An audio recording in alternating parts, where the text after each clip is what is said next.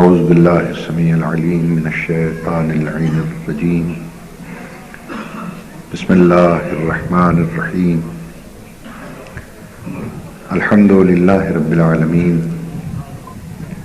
والصلاة والسلام علی النبی الامی المکی المدنی الابتہ التہامی السید البہی والسراج المضی والکوکب الدری صاحب الوقار والسکینہ المدفون بأرض مدینہ ابی القاسم محمد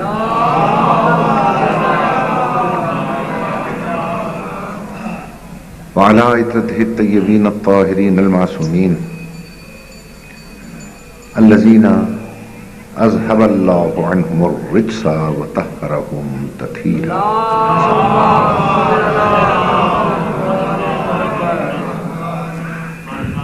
اما بعد فقد قال اللہ تبارک و تعالی فی کلامہ المبین وهو اصدق الصادقین.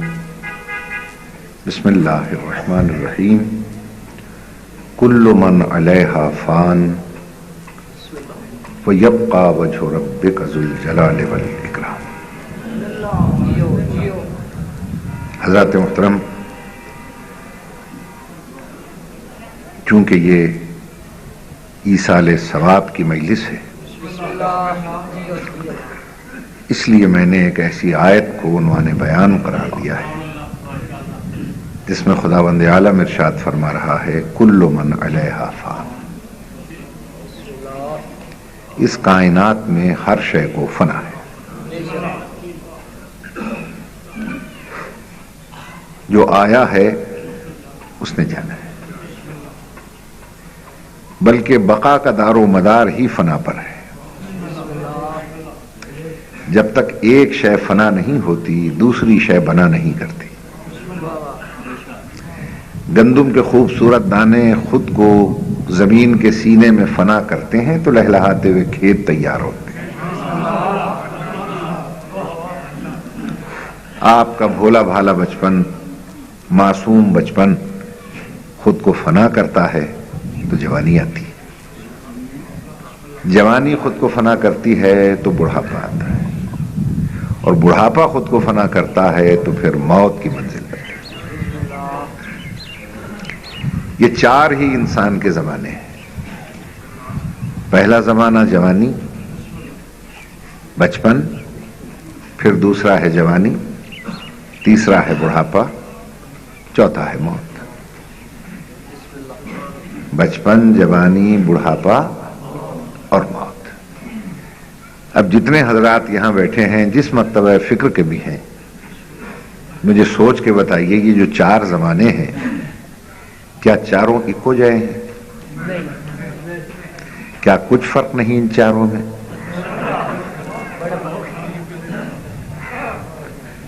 زیادہ سردی تو نہیں لگ رہی ہے آپ کو؟ اس لیے کہ ایک تو ٹھنڈک، پھر نسیم کا سامنا. اب سلوات نکلے زبان سے تو کیسے نکلے؟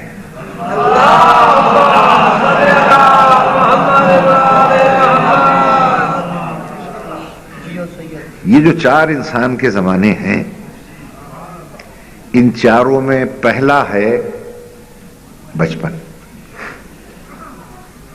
اس پہلے کی پہچان کیا ہے؟ اس پہلے کی پہچان یہ ہے بات بات پہ رونا.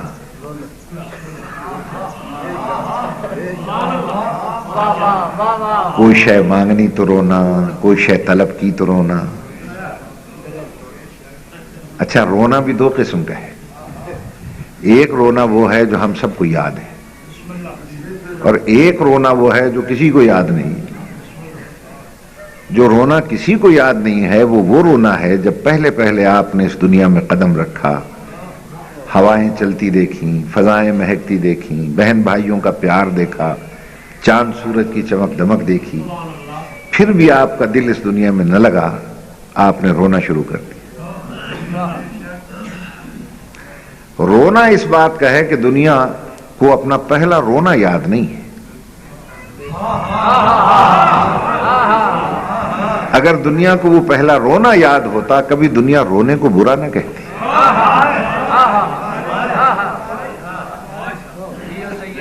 جب تک آپ روئے نہیں تھے ماں بھی اداس، باپ اداس، بہنیں اداس، نرسیں اداس، دائیاں اداس. کیوں اداس ہو؟ کہ زندہ نہیں بچے گا. کیوں نہیں بچے گا؟ کہ رویا ہی نہیں.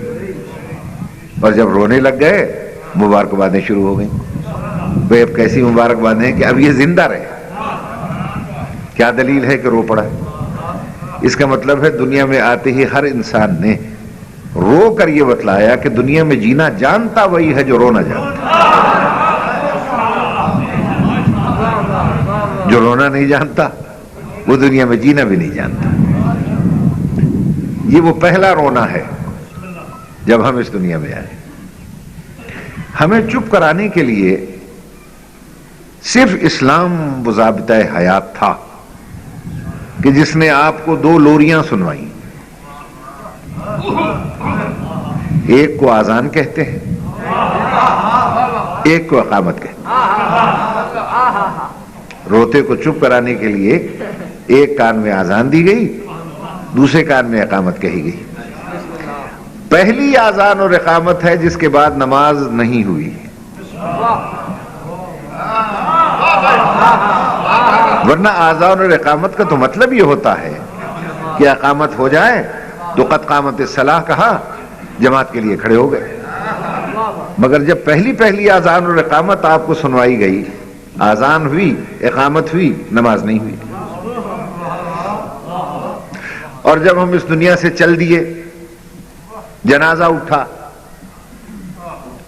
جنازہ گاہ میں رکھا گیا، نہ آذان ہوئی نہ اقامت ہوئی، صرف نماز ہوئی.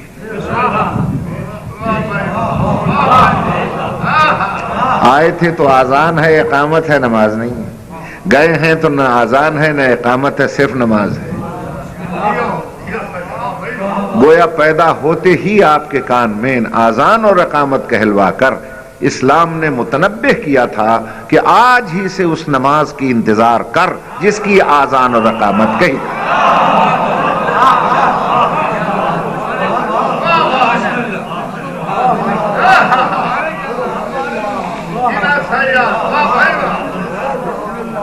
بزرگان محترم، اللہ آپ کو سلامت رکھے، خدا آپ کو خوش رکھے، اور اللہ میرے برادر بھائی یعقوب خان کو اس سے زیادہ صلاحیتوں سے نوازے، اس سے زیادہ توفیق عطا کرے تاکہ یہ سلسلہ ان کی نسلوں میں قائم اور دائم رہے.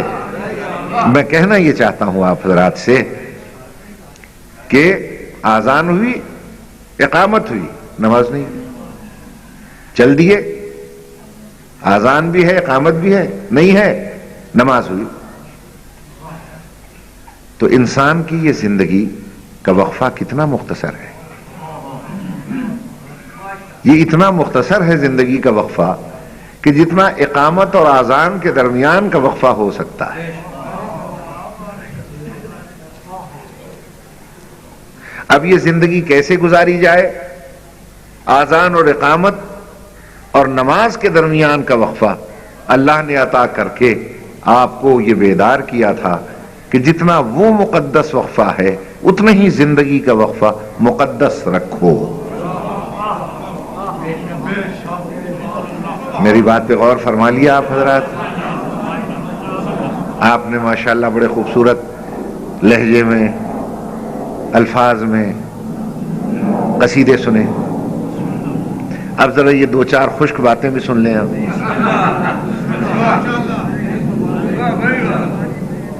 اور عزیزان محترم، میں تو اس دنیا کی زندگی کو دیکھ کر یہ سمجھا ہوں، اگر آپ ناراض نہ ہوں تو میں عرض کروں،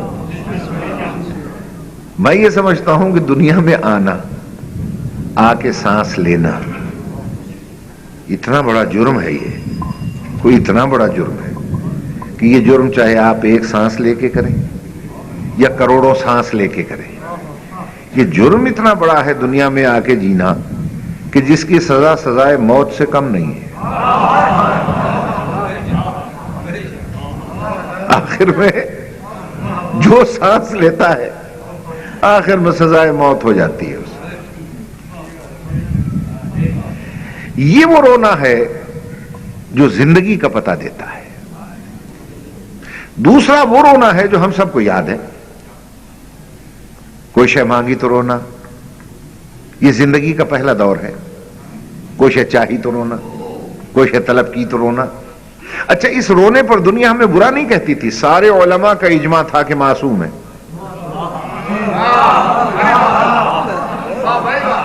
سب کہتے تھے معصوم ہے. جو رونا کم ہوتا گیا معصومیت ختم ہوتی گئی. معلوم ہوا رونا معصومیت کی نشانی ہے، رونا معصومیت کی دلیل ہے. اب ایسا نہ ہو ہماری یہ نوجوان بچے یہاں بیٹھے سن رہے ہیں، یہ گھر جائیں اور چولہے پر اماں کے پاس بیٹھ کے رونا شروع کر دیں، اور وہ بیچاری پوچھے کہ کیوں رو رہے ہو؟ کہ مولوی نے کہا تھا رونے سے معصومیت ملتی ہے. مگر یاد رکھنا، موقع ہوتا ہے. کسی موقع پر معصومیت ملتی ہے، بے موقع رونے پر جھڑکیاں بھی سننی پڑتی ہیں.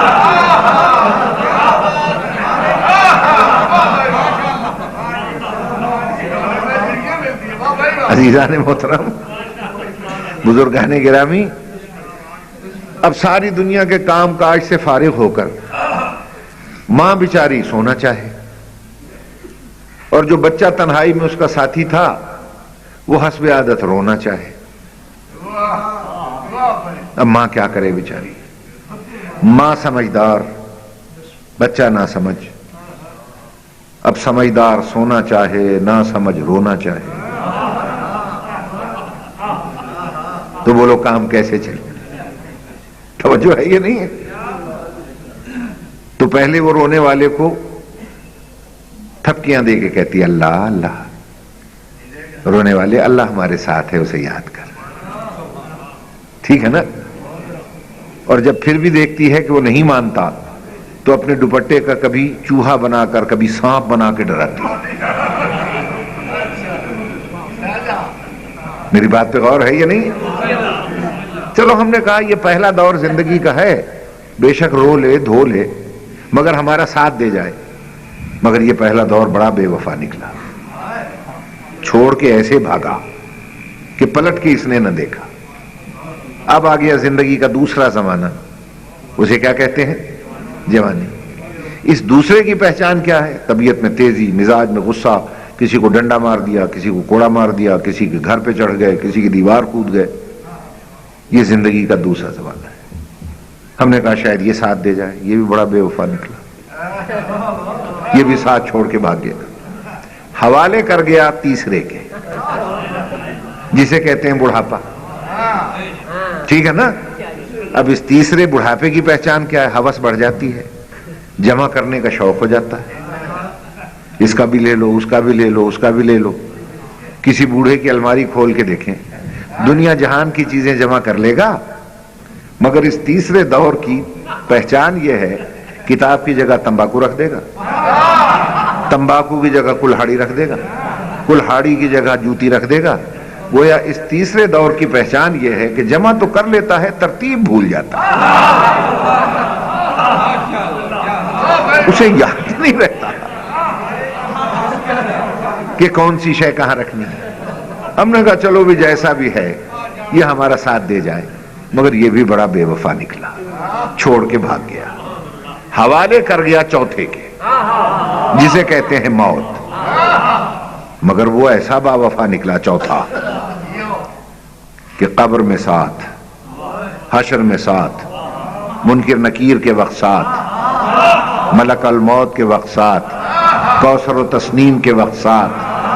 پہلے کو کسی نے نہ کہا بچپن برحق ہے، دوسرے کو کسی نے نہ کہا جوانی برحق ہے، تیسرے کو کسی نے نہ کہا بڑھاپا برحق ہے، چوتھے کو سب نے کہا موت.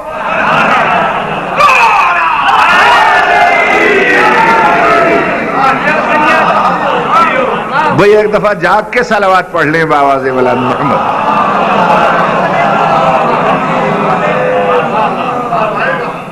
توجہ فرما لیا آپ حضرات نے؟ اسی لیے اللہ فرماتا ہے وہ چاہے بچپن ہے، چاہے بڑھاپا ہے، چاہے جوانی ہے، چاہے زندگی کا کوئی وقت ہے، کل من علیہا فان، ہر شے کو فنا ہے، ہر شے فانی ہے. اور بقا کسے ہے؟ وَيَبْقَى وَجْهُ رَبِّكَ ذُو الْجَلَالِ وَالْإِكْرَامِ. ہر شے کو فنا ہے مگر وجہ رب کو فنا نہیں. وجہ رب کو فنا نہیں. وجہ کسے کہتے ہیں؟ چہرہ. چہرے کو وجہ کیوں کہتے ہیں؟ چہرے کو وجہ اس لیے کہتے ہیں کہ اگر لاش پہ چہرہ نہ ہو تو شناخت نہیں ہوتی. ٹھیک ہے یا نہیں؟ دیکھیے میرے محترم سامعین، میں تو مشکل ترین مضمون کو آسان کر کے پیش کرنے کی کوشش کرتا ہوں تاکہ بچے بوڑھے سب سمجھتے رہیں. کتنے ایسے مسائل ہیں جب ہم بیان کرتے ہیں تو آپ پوچھتے نہیں کیا وجہ ہے، ساری سمجھ کیوں نہیں آیا. اسکول میں، کالجز میں پروفیسر پڑھاتا ہے، جب کوئی کلیہ، جب کوئی مسئلہ سمجھ میں نہیں آتا تو پھر پوچھتا ہے صحیح میری سمجھ میں نہیں آیا، کیا وجہ ہے، کیوں نہیں سمجھ میں آیا.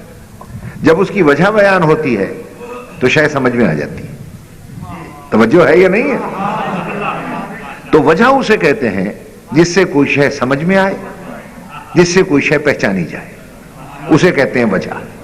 چہرے کو وجہ اس لیے کہتے ہیں کہ چہرے سے انسان کی شناخت ہوتی ہے، چہرہ انسان کی پہچان بنتا ہے. میری بات پہ غور کیجئے گا جہاں جہاں بیٹھے ہیں. رب کون ہے فکر میں آتا نہیں، ذہن میں سماتا نہیں، الفاظ اس کا احاطہ کر سکتے نہیں. زمانی وہ نہیں ہے، مکانی وہ نہیں ہے، قابل تحلیل نہیں ہے، لائق اشارہ نہیں ہے، قابل تجزیہ نہیں ہے، اس کا حلول ممکن نہیں ہے.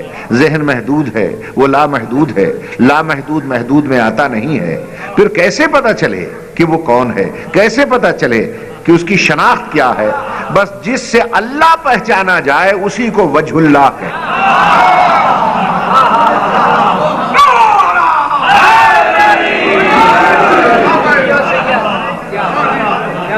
توجہ ہے میرے محترم سامعین؟ نہ سمجھ میں آنے والا، نہ پہچانا جانے والا رب جس کی وجہ سے سمجھ میں آئے اسے کہتے ہیں وجہ اللہ. سمجھ میں آ رہی ہے بات؟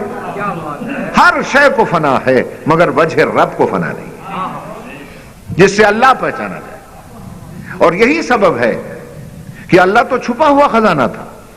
اس نے کہا کنت کنزا مخفیہ، میں ایک چھپا ہوا خزانہ تھا. فاحببت ان اعرف، میں نے چاہا کہ پہچانا جاؤں. فخلقت الخلق لکی یعرف، میں نے ایک مخلوق کو بنایا تاکہ میں پہچانا جاؤں. ایک مخصوص مخلوق جب بنی تو اس مخلوق نے پہچانوایا کہ اللہ کون ہے. تو جو اللہ کو پہچانوا دے وہی کہلاتا ہے وجہ اللہ. اللہ تو چھپا ہوا خزانہ تھا. میری بات پہ غور ہے یا نہیں ہے؟ اور عزیزان محترم، اللہ کہتا ہے کن تو کنزن مخفی، میں چھپا ہوا خزانہ تھا. اب میں صاحبان علم و معرفت کے لیے ایک فقرہ کہتا ہوں. ایک دن میں ایک جگہ سے گزر رہا تھا، ایک بیچارہ گدھے پر بورے میں ریت کھود کے ڈال رہا تھا.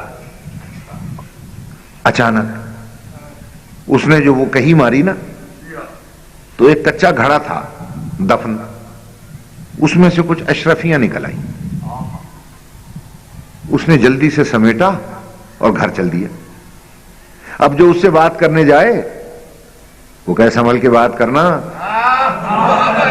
اب میں چھوٹا موٹا آدمی نہیں ہوں، میں بڑا غنی ہوں، میں بڑا مالدار ہوں، میں بڑا امیر ہو گیا ہوں. تو جسے چھوٹے سے خزانے کا پتہ چل جائے وہ اپنے آپ کو اتنا مالدار، بڑا غنی اور امیر سمجھتا ہے.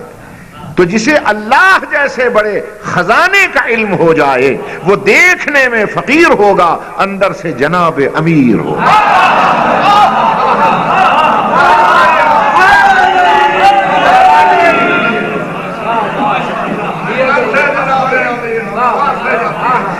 ایسا نعرہ لگائیں کہ سردی امام باڑے سے باہر بھاگ جائے.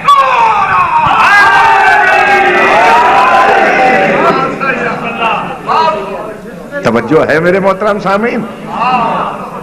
اور اس جناب امیر نے اول مخلوق بن کر ارشاد فرمایا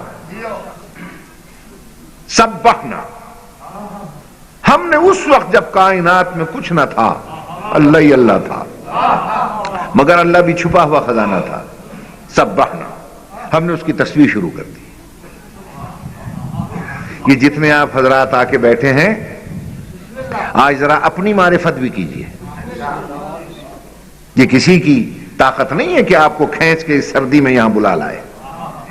یہ کس چیز نے بلایا ہے آپ؟ اب لیجیے فرمان معصوم سنیے. جب کائنات میں کچھ نہ تھا، صرف ہم ہی ہم تھے اور اللہ چھپا ہوا خزانہ تھا. معصوم فرماتے ہیں سبحنا، ہم نے اس کی تسبیح شروع کر دی. فسبح ارواح شیعتنا، ہماری تسبیح کو سن کر ہمارے شیعوں کی روحوں نے تسبیح شروع کر دی.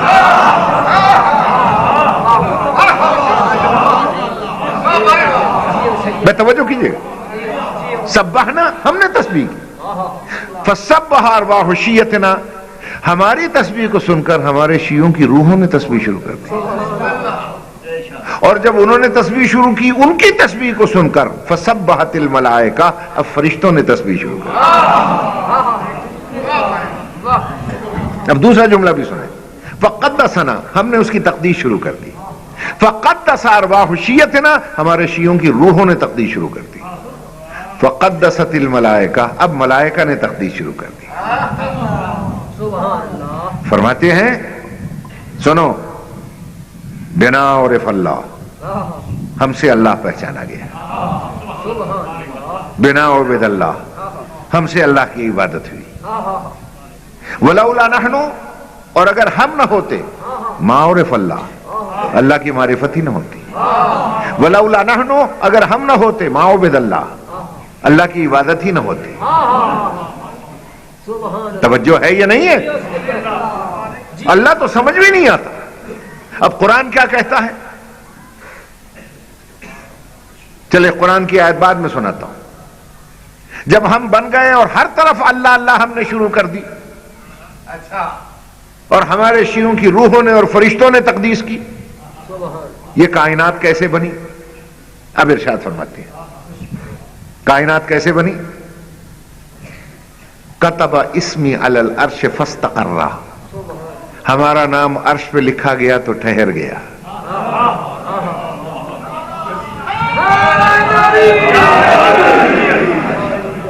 وعلی الارض فاستقرت، زمین پر لکھا گیا تو رک گئی. وعلی اللیل فدجا وعلی النہار فانارا وتبسم، ہوا پر لکھا گیا تو چلنے لگی، آگ پر لکھا گیا تو جلنے لگی، صبح پر لکھا گیا تو مچلنے لگی. پڑھے لکھوں سے پوچھ سکتا ہوں، جب تاثیر اس میں سامی یہ ہے تو اثر فیض گرامی کیا ہو؟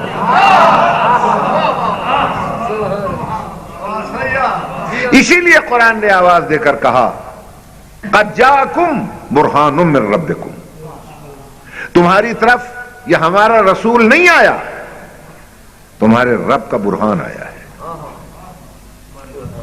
برہان کہتے ہیں دلیل کو. اللہ کہتا ہے میں دعویٰ ہوں. دعویٰ سمجھ میں نہیں آ سکتا، دعویٰ سمجھ میں آتا ہے دلیل سے. اللہ کہتا ہے میں دعویٰ ہوں، میرے دعوے کی دلیل ہے یہ محمد و آل محمد. توجہ، دعوے کی دلیل ہے محمد و آل محمد. اور یاد رکھیے گا، یہ زمین، آسمان، یہ عرش، یہ فرش، یہ لوح، یہ قلم، سب انہی کے صدقے میں تو بنا. اب مجھے ذرا سوچ کے بتائیے گا، سورج ہے یا نہیں، چاند ہے یا نہیں، ستارے ہیں یا نہیں، زمین، آسمان، عرش، فرش ہیں؟ یہ کیسے ہو سکتا ہے کہ سورج تو زندہ اور موجود ہو اور جس کے صدقے میں اسے نور ملا ہو وہ مر جائے؟ زمین و آسمان زندہ ہو، جن کے صدقے میں بنے وہ مردہ ہوں؟ توجہ کیجئے گا. یہ کیسے ہو سکتا ہے پانی زندہ ہو اور جن کے صدقے میں پانی پانی بنا ہو وہ مردہ ہو؟ میرا چیلنج ہے، اگر یہ ساری کائنات مر جائے پھر بھی انہیں موت نہیں آ سکتی. موت کیوں نہیں آ سکتی؟ اللہ کہہ رہا ہے قد جاءکم برہان من ربکم، تمہارے رب کی دلیل بن کے آئے ہیں. اور جائیے وکلا سے پوچھئے جو فلسفہ قانون پڑھاتے ہیں، قانون کا فلسفہ یہ بتلاتا ہے کہ وہ دعویٰ ہے اور یہ اس دعوے کی دلیل ہے. اور قانون یہ ہے کہ دعویٰ زندہ رہتا ہے تو دلیل پر، اگر دلیل مر جائے تو دعویٰ بھی مر جایا کرتا ہے۔ محمد و آل محمد کو اگر کوئی مردہ سمجھے گا تو اللہ کو بھی مردہ قرار دینا پڑے گا۔ سمجھ میں آ گئی بات آپ کو؟ یہ کیسے ممکن ہے کہ سورج زندہ ہو، پلٹا دینے والا مردہ ہو، چاند زندہ ہو، دو ٹکڑے کر کے دکھانے والا مردہ ہو، ستارے زندہ ہو اور کمی بنا کر در پہ بلا لانے والا مردہ ہو، تراب زندہ ہو، ابو تراب مردہ ہو، عالمین زندہ ہو اور رحمت للعالمین مردہ ہو۔ گھبرا گئے ہو تو بتا دو۔ اسی لیے ارشاد فرمایا کہ ہر شے کو فنا ہے مگر وجہ رب کو فنا نہیں ہے، وجہ رب کو فنا نہیں ہے۔ اب وہ وجہ رب کون ہے، کہاں ہے، ڈھونڈو۔ میری بات پہ غور کیجئے گا۔ یہ جو میرے مولا علی نے فرمایا تھا نا، میں یہ متیرنی، جو مرے گا، جب مرے گا، جہاں مرے گا، علی کو دیکھے گا۔ میں ہر مرنے والے کے سراہنے پہنچوں گا، توجہ چاہتا ہوں۔ یہاں بعض مولوی صاحبان کہتے ہیں ایک ہستی، ایک فرد واحد ہر جگہ کیسے پہنچ جائے گا، یہ عقل کے خلاف ہے۔ ہم نے فلسفے کی دلیلیں دی، سائنس کی دلیلیں دی، کہا نہیں قرآن کی دلیل دے۔ اب میں قرآن کی ایک آیت پڑھتا ہوں، ترجمہ کرتا ہوں، ترجمے میں اگر کہیں رد و بدل ہو تو مجھے ممبر پر آنے کا حق نہیں۔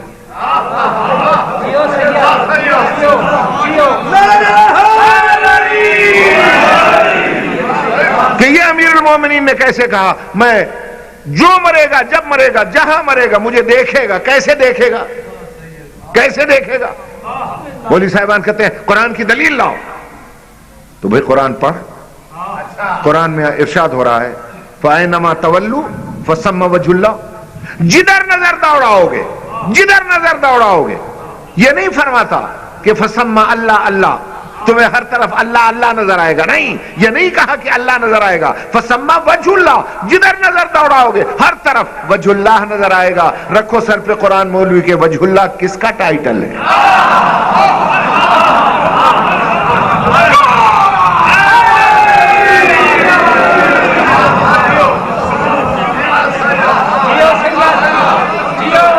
میری بات پہ غور ہے یا نہیں؟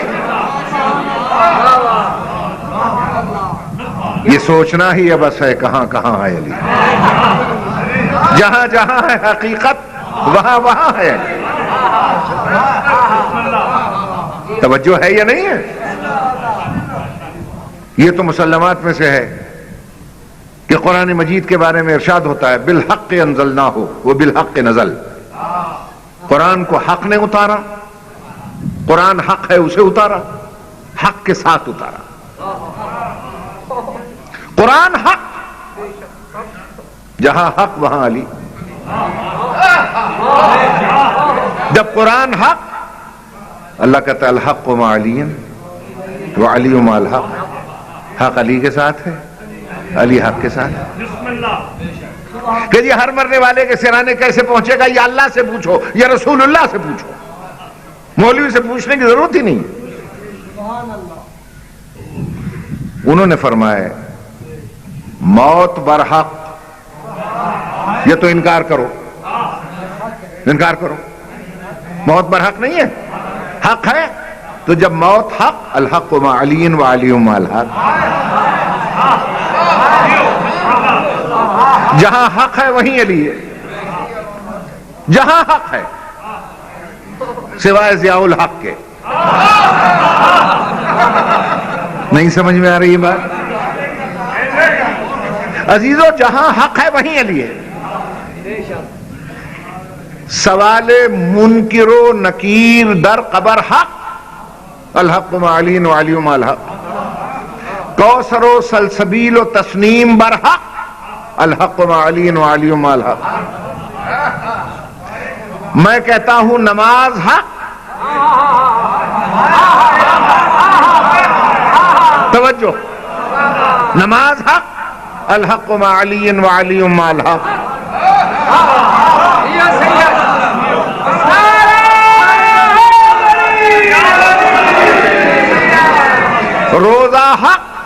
الحق مع علی وعلی مع الحق. خمس و زکات حق، الحق مع علی وعلی مع الحق. نبوت حق، الحق مع علی وعلی مع الحق. رسالت حق، الحق مع علی وعلی مع الحق. خلافت حق، الحق مع علی وعلی مع الحق. امامت حق، الحق مع علی وعلی مع الحق. میں کہتا ہوں جہاں حق ہے وہیں علی ہے. میں نے اللہ سے پوچھا یا اللہ تیری تعریف کیا ہے؟ اللہ نے قرآن میں ارشاد فرمایا لا الہ الا اللہ الملک الحق المبین. کائنات کا سب سے بڑا حق میں اللہ ہوں. تو کہو اللہ حق، الحق مع علی وعلی مع الحق.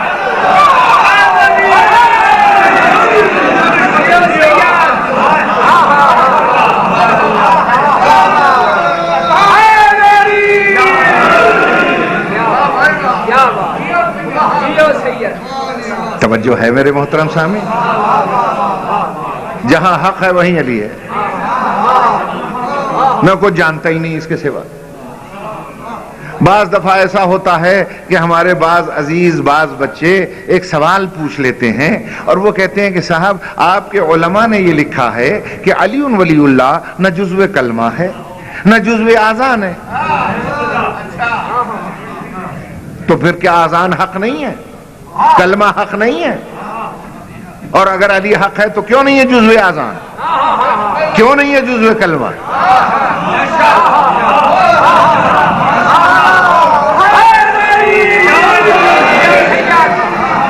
میں مجھ سے پوچھا تو اس لیے میں نے ادھر رخ موڑ دیا.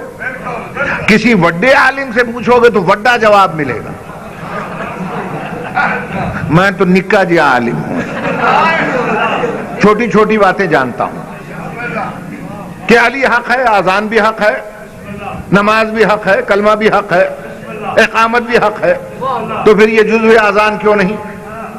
علماء نے لکھا علی ولی اللہ جزو آذان ہی نہیں ہے، جزو کلمہ ہی نہیں ہے، جزو اقامت نہیں ہے، جزو نماز نہیں ہے. توجہ چاہتا ہوں. بات یہ ہے کہ ہمارے علماء، ہمارے مراجع، ہمارے مجتہدین، آپ کو معلوم ہے آپ ایک شاعر کے شعر کا مفہوم تو بتا نہیں سکتے، اور جو عالم علوم ربانیہ ہیں ان کی تحریریں آپ کی سمجھ میں کیسے آئیں؟ سمجھنے کی ضرورت ہے. توجہ ہے، سمجھنے کی ضرورت ہے، عقل اور فکر کی ضرورت ہے. توجہ چاہتا ہوں. مصیبت یہ ہے کہ ہمارے ممبر سے سمجھانے کا رواج ختم ہو گیا. اب اس کا میں کیا علاج ہے؟ اب تو ہمارا ممبر جو ہے وہاں سے چٹی گالیاں شروع ہو گئیں. جو علی کو یوں نہیں مانے گا وہ ہے، جو وہ نہیں مانے گا وہ یہ ہے. نہیں نہیں، علی تمہاری اس فکر سے بہت بلند ہے.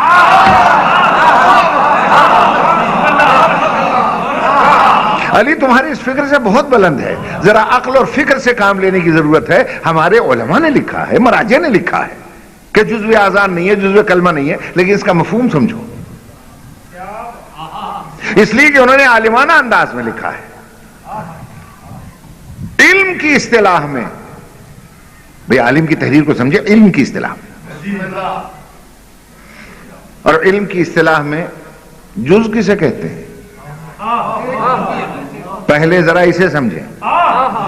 دیکھیے آج میں سمجھا رہا ہوں سینے پہ ہاتھ مار کے، کوئی تردید کر کے دکھا دے میں اس کے ہاتھ پہ بیعت کر لوں. دیکھیے جز کسے کہتے ہیں؟ جز کی تعریف یہ ہے کہ اگر کل سے الگ ہو جائے. کل باقی تو رہتا ہے مگر ناقص ہو جاتا ہے.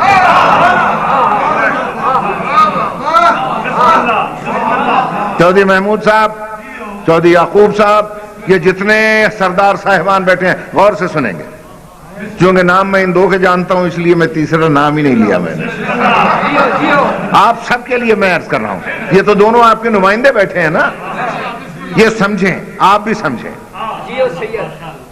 جز کی تعریف یہ ہے کہ اگر کل سے الگ ہو جائے، کل باقی رہتا ہے مگر ناقص ہو جاتا ہے. جیسے میں مثال دیتا ہوں، جیسے یہ ہاتھ میرے بدن کا جز ہے، خدا نہ خواستہ ٹوٹ جائے، جسم سے الگ ہو جائے، کل باقی تو رہے گا، ناقص ہو جائے گا.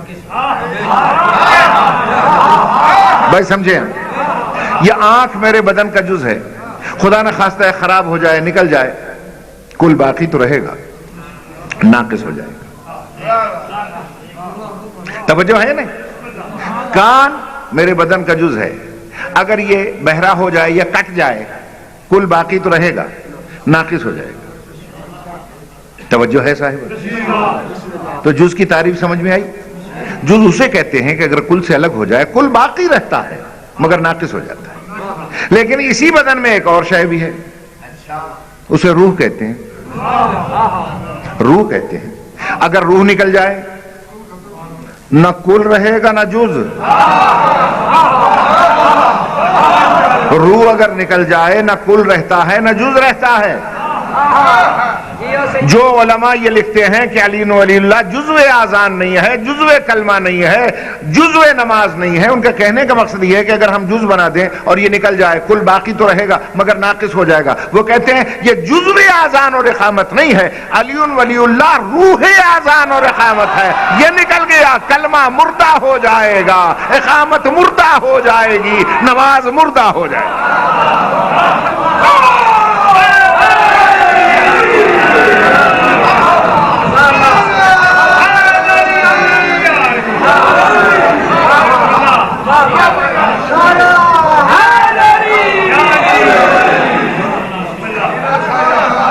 توجہ ہے میرے محترم سامعین؟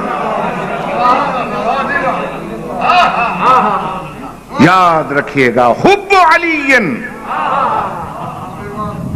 مخ العبادہ، پھر فرمایا حب علی روح العبادہ۔ علی کی محبت ایمان کی روح ہے، علی کی محبت عبادت کی روح ہے۔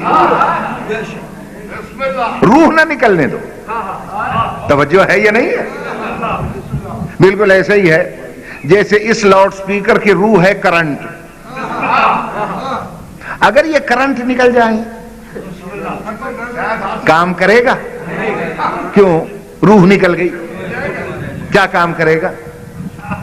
چودھری محمود صاحب نے مجھ سے کہا جناب آپ سے بڑا پیار ہے مجھے۔ میں کہا بڑی مہربانی۔ میں ان کا ثبوت کیا ہے کہ میں ایک بکرا لایا ہوں آپ کے لیے، پلا پلایا پہاڑی، واہ واہ، آج میں اس کی سجی بنا کے کھلاؤں گا۔ میں بڑا خوش ہوا۔ میں نے کہا کتنا گوشت ہوگا؟ کہنے کہ لگ بھگ کوئی 40 کلو کا ہے وہ۔ میں ملا آدمی تھا اور خوش ہو گیا۔ لیکن وہ کہنے لگے کہ ہے بڑا تگڑا، بڑا طاقتور ہے، مگر ایک خرابی ہے، اس میں روح نہیں ہے۔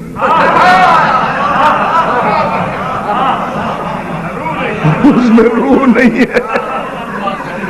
اب مجھے بتلا دیجیے میں کھا لوں گا اسے؟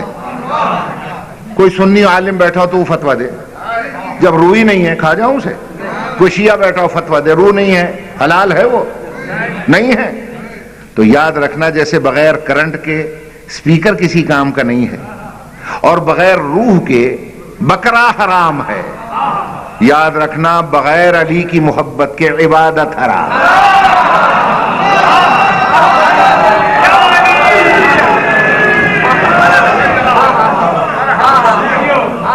سمجھ میں آ گئی بات یا نہیں آ گئی؟ اس میں نہ لڑائی ہے، نہ جھگڑا ہے، نہ فساد ہے، کچھ بھی نہیں ہے، سیدھی سادی سی بات ہے۔ میری بات پہ غور ہے صاحب؟ اب یہاں ہر ایک صاحب اس امر کی تمنا رکھتا ہے کہ نماز پڑھتے ہیں جنت کے لیے، روزہ رکھتے ہیں جنت کے لیے، حج کرتے ہیں جنت کے لیے، سارے اعمال بجا لاتے ہیں جنت کے لیے۔ ٹھیک ہے، بولو۔ اچھا مجھے ایک بات بتائیں، آپ کے علاقے کا ہر فرد چاہتا ہے کہ میں دبئی چلا جاؤں، ابو ظہبی، لندن چلا جاؤں، کوریا، امریکہ، کینیڈا، ٹھیک ہے نا؟ مجھے جا کے دکھائیں، اگر پاسپورٹ نہیں ہے آپ کے پاس، بغیر پاسپورٹ کے جا کے دکھائیں، آپ مجھے دکھائیں جا کے۔ دیکھیے میں بڑے ماڈرن انداز کا ملا ہوں، مجھے ضرورت نہیں ہے کہ میں لمبی چوڑی گہرے فلسفے میں لے جاؤں آپ، سیدھی سادی سی بات ہے، آپ سعودی عرب جا کے دکھا دیں، چلیں، وہاں خانہ کعبہ بھی ہے، جنت البقیع بھی ہے، سارے مزارات ہیں. آپ کہیں گے میں زیارت کے لیے جا رہا ہوں بغیر پاسپورٹ کے, میں دیکھتا ہوں گھسنے دیں گے؟ نہیں. کہیں گے پاسپورٹ لاؤ. بغیر پاسپورٹ کے کسی ملک میں جانے نہیں دے گا. تو دبئی تو بغیر پاسپورٹ کے آپ جا نہیں سکتے. جنت میں بغیر پاسپورٹ کے گھس جائیں گے آپ؟ بتائیے, جنت بغیر پاسپورٹ کے رضوان جنت گھسنے دے گا؟ وہ ہمارا ایک ذاکر تھا بیچارہ, فوت ہو گیا, دیندار تھا اس کا نام. ایک دن جوش میں آیا, پہلے ہندو تھا پھر مسلمان ہوا, پھر وہ کہتا تھا گنگا سے جو پھسلا لب کوثر پہنچا. یہ اس کا تکیہ کلام تھا, دیندار. جنت کا ذکر ہوا, ایک دن تقریر میں جوش میں کہنے لگے کھامے سیاڑ خرگوش تے بنجے جنت وچ, میرا پوتر ہو گیا نا.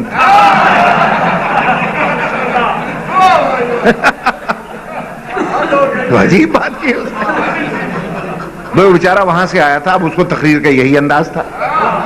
میرے کہنے کا مقصد یہ ہے, پاسپورٹ کو عربی میں کیا کہتے ہیں؟ جواز. ٹھیک ہے نا, پاسپورٹ کے عربی کیا ہے؟ جواز. آپ کے پاسپورٹ میں لکھا رہتا ہے رقم الجواز. ٹھیک ہے نا.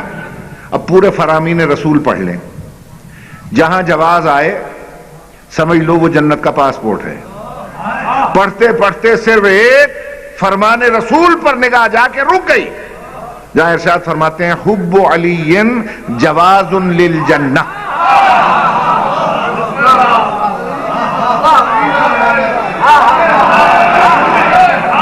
مجھے ترجمہ کرنے کی ضرورت ہی نہیں ہے. ماشاءاللہ اتنی معرفت ہے آپ میں کہ پیغمبر فرماتے ہیں حب علی, علی کی محبت جواز للجنہ, جنت میں جانے کا جواز ہے. اب جواز کے معنی اگر پاسپورٹ ہیں تو سیدھا ترجمہ کرو. بات بڑی پتے کی آپ نے. ویزا, پاسپورٹ بھی ہو اور ویزا نہ ہو تو چلے جائیں گے آپ؟ یہاں سے حاجی صاحبان جاتے ہیں گلے میں ہمایل شریف لٹکائے ہوئے, قرآن شریف لٹکائے ہوئے, سمجھتے ہیں مقدس سرزمین پر جا رہے ہیں, اس سے بڑی کون سی کاغذی ثبوت ہوگا. جب وہ جدہ ایئرپورٹ پہ اترتے ہیں لائن میں تو وہ جو پاسپورٹ افسر ہے وہ پوچھتا ہے جواز جواز. وہ بیچارہ یہ سمجھتا ہے کہ جواز کا مطلب ہے جس میں جائز ناجائز کے مسئلے بیان ہوں. وہ قرآن کھول کے سامنے رکھ دیتا ہے. اب وہ غصے میں آ کے کہتا ہے ایشازہ یہ کیا ہے؟ وہ کہتا ہے کتاب اللہ. حاجی کہتا کتاب اللہ, شاید ڈر جائے گا یہ, مگر سعودی عرب والا کیسے ڈرے بھائی؟ وہ کہتا ہے کتاب اللہ. اس نے کہا کتاب اللہ کافی نہیں ہے سعودی عرب میں گھسنے کے لیے, جواز لاؤ. کیوں میرے محترم سامعین, جو کتاب اللہ سعودی بارڈر پہ کافی نہیں ہے وہ جنت کی سرحد پہ کیسے کافی ہو جائے گی؟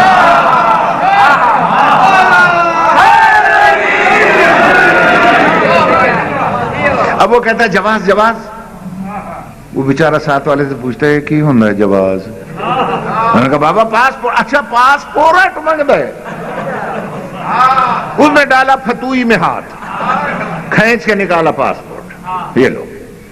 اب اس نے دیکھنا شروع کیا. پاسپورٹ افسر نے 1 ورقہ 2 ورقہ 3 ورقہ. اس نے کہا پاسپورٹ تو ہے, وین تاشیرہ, ویزا کدھر ہے؟ ویزا. اس نے کہا وہ کی ہوندا. اس نے سمجھایا کہ ہمارا ایک نمائندہ تمہارے ملک میں رہتا ہے, وہ ہمارا سفیر ہے, جب تک اس کے دستخط تحریر اور مہر نہ ہو ویزا نہیں ملے گا تو سعودی عرب میں جا نہیں سکتا. تو تیری سمجھ میں بات نہیں آئی کہ سعودیہ والا تو بغیر ویزے کے گھسنے نہیں دیتا, تو جنت میں کیسے گھس جائے گا؟ علی کی محبت کا پاسپورٹ تو ہر مسلمان کے پاس ہے. سنی بھی کہتا ہے علی کو مانتا ہوں, شیعہ کہتا ہے علی کو مانتا ہوں, اہل حدیث کہتا ہے ہم بھی علی کرتے ہیں, اور جناب وہابی کہتا ہے ہم بھی علی کو مانتے ہیں. ماننے والے تو سارے ہیں. جب سارے ہی ماننے والے ہیں علی کو تو علی کی محبت کا پاسپورٹ تو سب کے پاس ہوگا. تو کیا سب جنت میں چلے جائیں گے؟ نہیں. رضوان جنت پوچھے گا ویزا کدھر ہے بھائی؟ ویزا. وہ کیا ہوتا ہے؟ وہ کی ہوندا ہے. وہ اس وقت کہے گا کی ہوندا ہے, تیری سمجھ میں نہیں آیا. جنت کا ایک نمائندہ تمہاری دنیا میں ہمیشہ رہا ہے، جب تک امام زمانہ کی تحریر دستخط کا ویزا نہیں ہوگا تو جنت میں گھس نہیں سکتا۔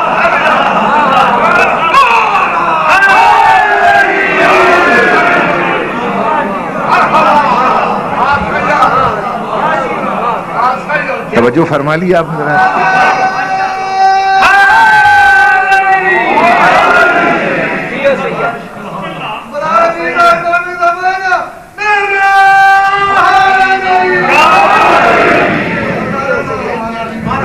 توجہ ہے میرے محترم سامنے؟ اور اللہ کا فضل ہے، ہمارا ویزا دینے والا افسر ہمارا 12واں امام ہے۔ فرق یہی ہے باقی دنیا میں، کسی سے پوچھو بھئی تمہارے امام کون تھے، وہ کہے گا فلاں ہمارے امام رحمت اللہ علیہ تھے۔ آپ بچے سے پوچھیں، بوڑھے سے پوچھیں بھی تمہارا امام، وہ کہے گا اللہ کے فضل سے ہمارا امام ہے۔ آج پوچھو گے تو ہے، کل پوچھو گے تو ہے۔ بھئی کہاں ہے؟ کہ پردہ غیبت میں۔ پردہ غیبت میں، غیبت سمجھ میں نہیں آتی۔ وہ کہتا کیسے سمجھ میں آئے؟ تو ہمارے پاس آؤ تو ہم تمہیں سمجھائیں۔ کون ہے وہ ہمارا امام غائب؟ صاحب الدعوت النبویہ، اس کی نبی جیسی دعوت ہے، والعصمت الفاطمیہ، فاطمہ جیسی اس کی عصمت ہے، والصولۃ الحیدریہ، حیدر جیسا حملہ ہے، والحلم الحسنیہ، حسن جیسا حلم ہے، والشجاعت الحسینیہ، حسین جیسی شجاعت ہے، والصبر السجادیہ، سید الساجدین جیسا صبر ہے، ومآثر الباقریہ، وآثار الجعفریہ، وعلوم الکاظمیہ، سب کی صفتیں اسی ایک کے اندر ہیں، والجود التقویہ، امام تقی کی سخاوت ہے اس میں، والنقاوت النقویہ، امام علی نقی کی نقاوت، طہارت اور لطافت ہے، والحیبت العسکریہ، امام عسکری کی حیبت ہے۔ اور جب غیبت کا ذکر آیا اب ارشاد فرمایا پیغمبر نے والغیبت الالہیہ، اس کی اللہ جیسی غیبت ہے، جیسے اللہ غائب ہے ویسے اس کا نمائندہ غائب ہے۔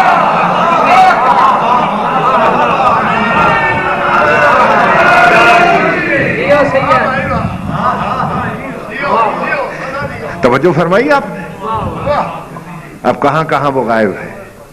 تو جہاں جہاں اللہ غائب وہاں وہاں اس کا نمائندہ غائب، جیسے وہ غائب ویسے اس کا نمائندہ غائب۔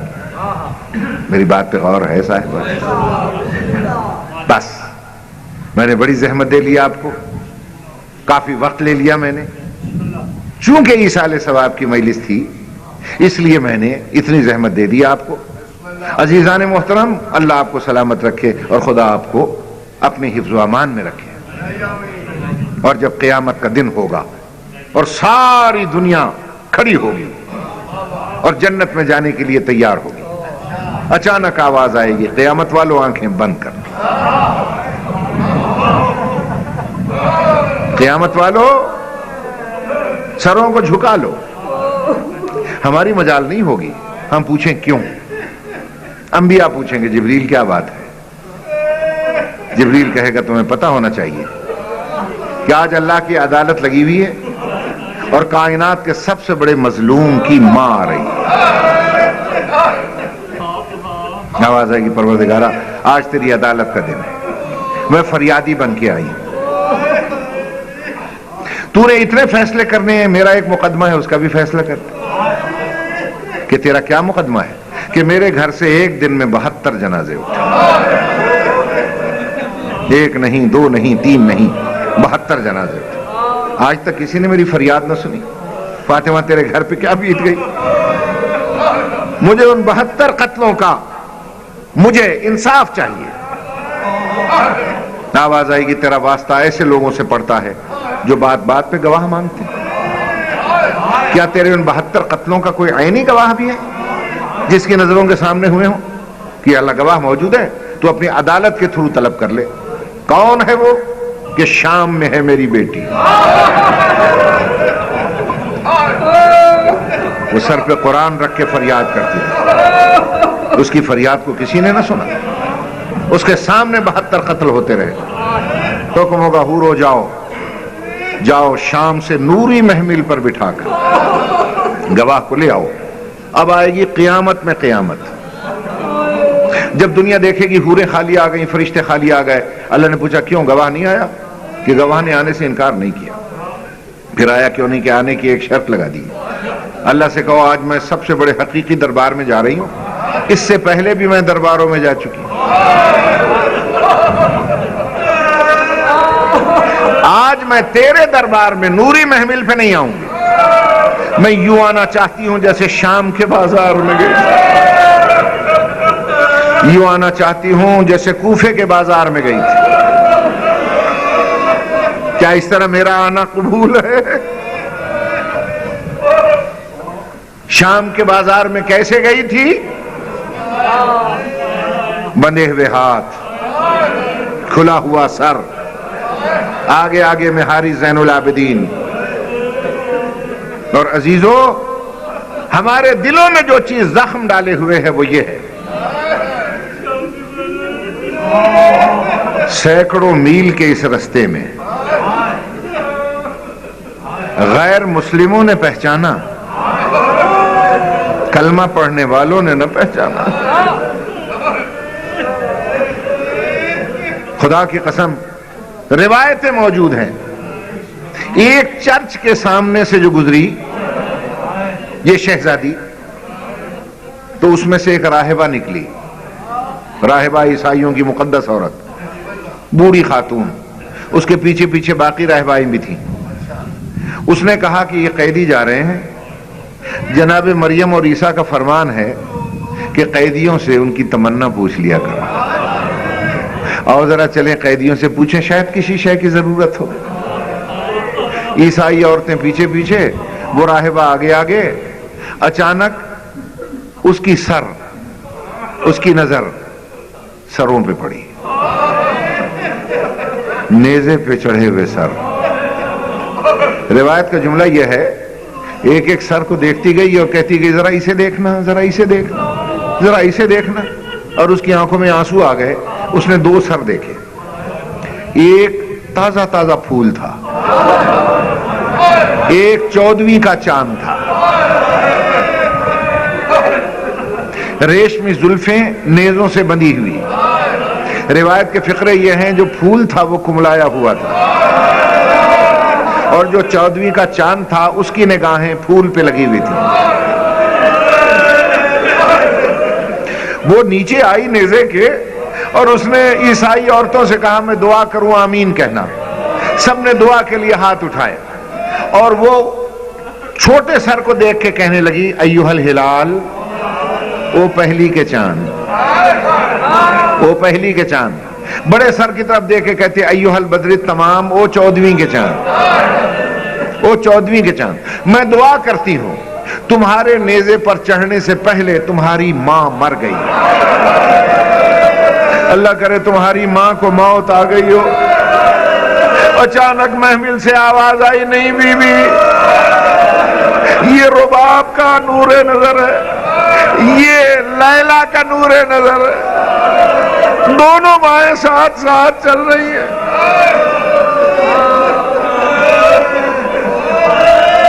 عزیزو، خدا کی قسم ہمارے سینوں میں اگر زخم ہے تو اسی بات کا، غیروں نے پہچانا، کلمہ پڑھنے والوں نے نہ پہچانا۔ اور کیا کہنا، ہر فرد ان کا مشکل کشا تھا۔ رستے میں ایک باغ آیا، میں ختم کیا میں نے بیان، آخری بات سن لے۔ ایک باغ آیا، وہ عیسائی کا تھا۔ مسلمانوں نے کہا وہ بہت تھک چکے ہیں، شام سے پہلے عیسائیوں کے باغ میں چلتے ہیں، بیٹھتے ہیں، نہاتے ہیں، دھوتے ہیں، ٹھنڈا پانی پیتے ہیں، پھر بادشاہ سے انعام لینے جائیں۔ سارے وہاں باغ میں بیٹھ گئے، اور میرے مظلوم کی بہنیں بیٹیاں دھوپ میں گھٹنوں پر سر رکھ کے بیٹھ گئے، اور ایک خشک درخت کے ساتھ سروں والے نیزے وہ لگا کر کھڑے کر دیے گئے۔ جب مسلمانوں نے قہقہے لگائے تو علی کی بیٹی کا دل گھبرایا، بچیاں علی کی بیٹی کے ارد گرد اکٹھی ہو گئی۔ میرے مولا حسین نے بہن کو گھبرایا ہوا دیکھا تو نیزے پر تلاوت قرآن شروع کر دی۔ تلاوت کی آواز جو گونجی چلتے ہوئے لوگ رک گئے، اڑتے ہوئے پرندے اتر آئے، اتنا کشش تھا لہجے میں۔ اچانک اس باغ والے عیسائی کی ایک بچی تھی 4 سال کی، جو دونوں آنکھوں سے اندھی تھی، بڑا علاج کرایا، ٹھیک نہیں ہوئی، وہ دیوار کے ساتھ لگی بیٹھی تھی۔ یہ جو تلاوت کی آواز سنی، بچی بیٹھ نہ سکی، اتنی کشش تھی تلاوت میں کہ وہ اٹھی، ایک چھوٹی سی چھڑی سے ٹٹولتی، کان پہ ہاتھ رکھ کر اس آواز کے نیچے کھڑی ہو گئی، اور نیزے کو دونوں ہاتھوں سے اس نے پکڑا۔ جیسے ہی پکڑا، شہید اعظم کی کٹی ہوئی گردن سے خون شفا کا قطرہ اس کی آنکھ میں گرا۔ اس نے ایک آنکھ کو ملا، پھر وہی ہاتھ دوسری آنکھ میں ملا، ہاتھ ہٹایا تو نظر بحال ہو گئی۔ وہ گھبرا کر کہنے لگی، یہ کون ہے؟ یہ نیزے پہ ہے کون؟ نہ دھڑ ہے نہ ہاتھ ہے، سر نو کے نیزہ پہ ہے، زلفیں بندھی ہوئی ہیں، پورا چہرہ زخم، خون، ریت سے اٹا ہوا ہے، اور تلاوت ایسی کرتا ہے۔ دیکھتے دیکھتے اس کی نظر اس کے نیچے پڑی، حلقے میں بیٹھی ہوئی عورتیں جو رو رہی تھی کہنے لگی، میں نے دیکھا نورانی چہرے، ماتھے پر محراب، جو ان کی سب سے بڑی خاتون تھی میری شہزادی، اس کے قدموں میں بیٹھ گئی، قدموں میں ہاتھ رکھ کے کہتی، بی بی آپ کیوں روتی ہیں؟ بی بی آپ کیوں روتی ہیں؟ بڑے حوصلے سے آخری جملہ ہے، آپ کیوں روتی ہیں؟ اگر آپ کو کوئی تکلیف ہے آپ اس سے کیوں نہیں کہتی؟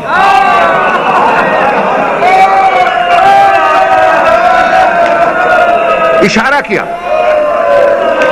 آپ اس سے کیوں نہیں کہتی؟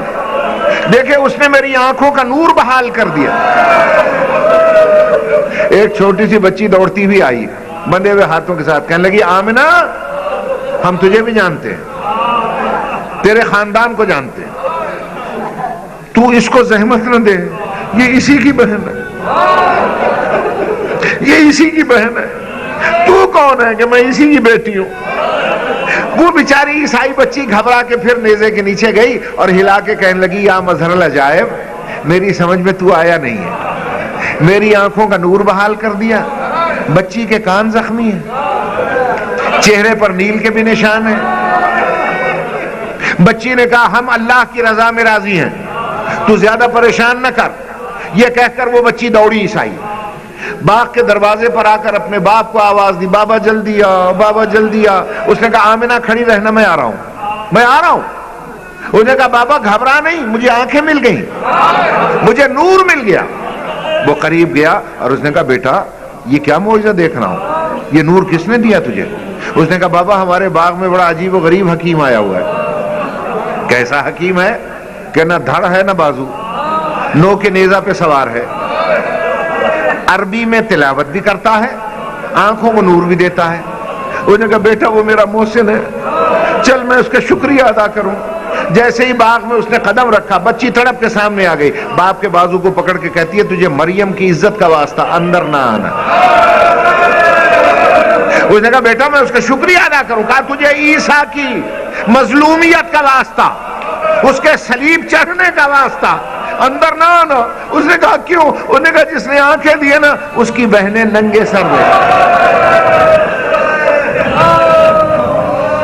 اس کی بچی کے ہاتھ گردن سے بندھے ہوئے۔ الہی عبیدک بفنائک وسائلک بفنائک وفقیرک بفنائک، الہی لک یرحب المترحبون والیک اخلص المقبلون۔